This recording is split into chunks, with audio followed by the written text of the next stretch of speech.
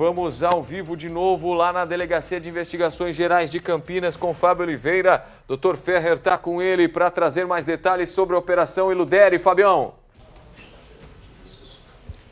É isso aí, Júlio. Um grande abraço para você. Bom dia a todos que acompanham aqui o Tá No Ar Campinas. Falar um pouquinho dessa operação que aconteceu hoje no bairro Jardim Itatinga, aqui na cidade de Campinas, um dos bairros mais conhecidos, não só de Campinas, mas também de todo o Brasil, quiçá do mundo, né? O doutor Marcel está aqui com a gente também, vai conversar um pouquinho para falar dessa dinâmica. Doutor, primeiramente, bom dia. Seja bem-vindo ao Tá No Ar Campinas. Obrigado, bom dia a todos. Estamos à disposição e ficamos contentes de poder fazer essa parceria com vocês e divulgar o trabalho para que a sociedade tenha conhecimento do que a Polícia Civil vem fazendo aqui na região de Campinas. Vamos começar falando, doutor, dessa mega operação que começou hoje pela manhã. Queria que o senhor falasse um pouquinho como que funcionava essa dinâmica, né? Como que vocês chegaram primeiro nessa operação e depois falar um pouquinho da dinâmica. Essa investigação ela já ocorre já há vários meses, há quase um ano. E foi através do cruzamento de informações de vários boletins de ocorrência que eram registrados principalmente com natureza de extorsão, praticados nas casas noturnas do Jardim Itatinga, que nós fizemos uma reunião, uma compilação de dados e verificamos a necessidade de aprofundar as investigações no que se referia a uma verdadeira organização criminosa que estava agindo em algumas casas noturnas da região. Então foi isso que ocorreu e que daí expandiu o leque da investigação para não só nos casos isolados, e sim para o combate efetivo a essa quadrilha, por assim dizer, que vinha agindo. Também está aqui com a gente o doutor Luiz Fernando, né? Vai conversar um pouquinho para falar. Doutor, nós vimos hoje a movimentação de vários policiais. Queria que o senhor falasse um pouquinho, mais ou menos, quantos policiais participaram dessa operação e quais cidades estão envolvidas aí nessa operação da polícia. Seja bem-vindo ao Tá No Ar Campinas. Obrigado, a gente que agradece.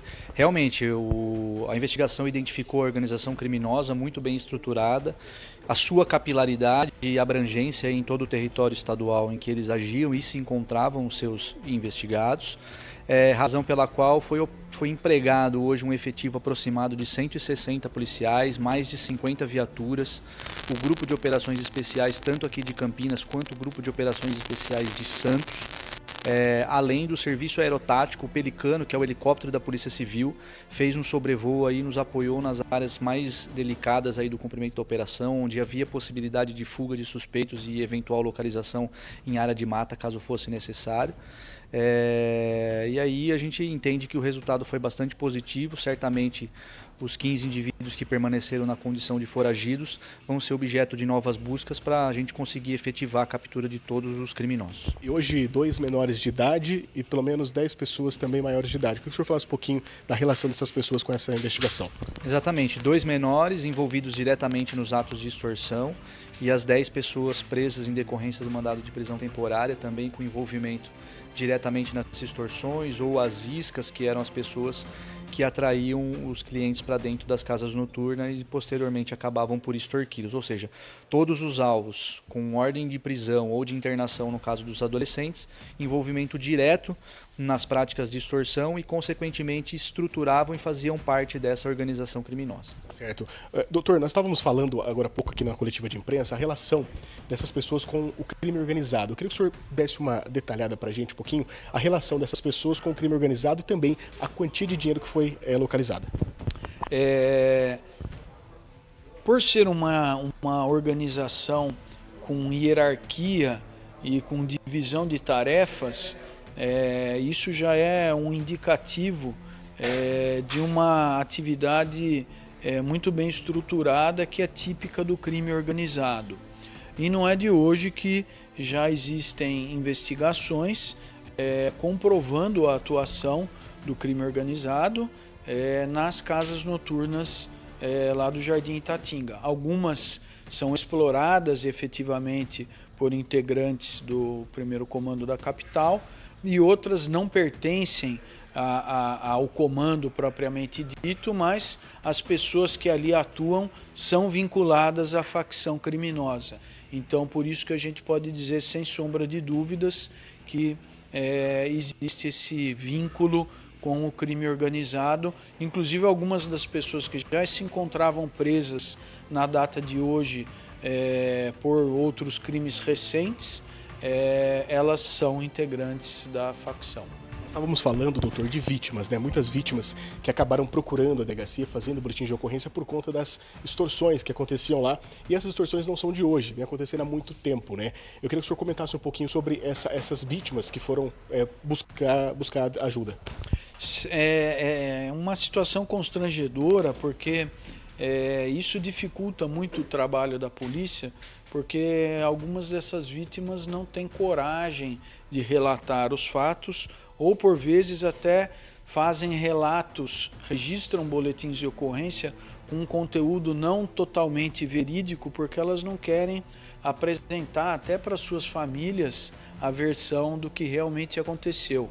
Então há necessidade de ser feito um trabalho de sensibilização dessas vítimas para que relatem para a polícia efetivamente o que aconteceu e forneçam o material, no caso os extratos bancários, comprovando essas transferências abusivas que eram feitas.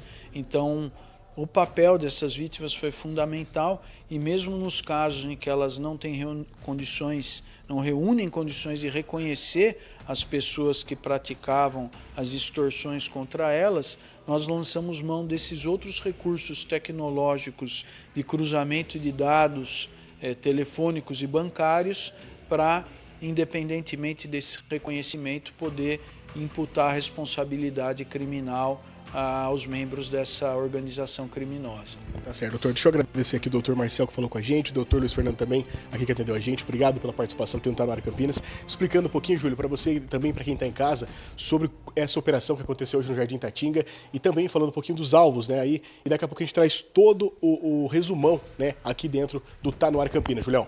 Perfeito. Obrigado, Fábio. Obrigado aos doutores, obrigado aos delegados da Polícia, da Delegacia de Investigações Gerais aqui de Campinas. Parabéns por mais esse trabalho, né? Aliás, o Fábio Oliveira vai trazer informações detalhadas durante a nossa programação, né? Porque são ocorrências, são recorrentes em toda a nossa região, aqui no interior de São Paulo especificamente, né? E se tratando de Jardim Itatinga, é aquilo que a gente estava falando, né? É exatamente aquilo que a gente estava trazendo para você, porque é o seguinte, nós temos essas ocorrências e dentro dessas ocorrências há justamente a parte de reclamações de clientes. Só que, como o delegado disse, muitos clientes eles não falam a verdade, porque muitos deles têm família, esposas. Aí a esposa vai falar para ele: o que você estava fazendo no Jardim Itatinga? Aí 40 dessas pessoas fizeram boletins de ocorrência, mas muitas outras pessoas deixaram de fazer, até por conta que o teto é de vidro, né?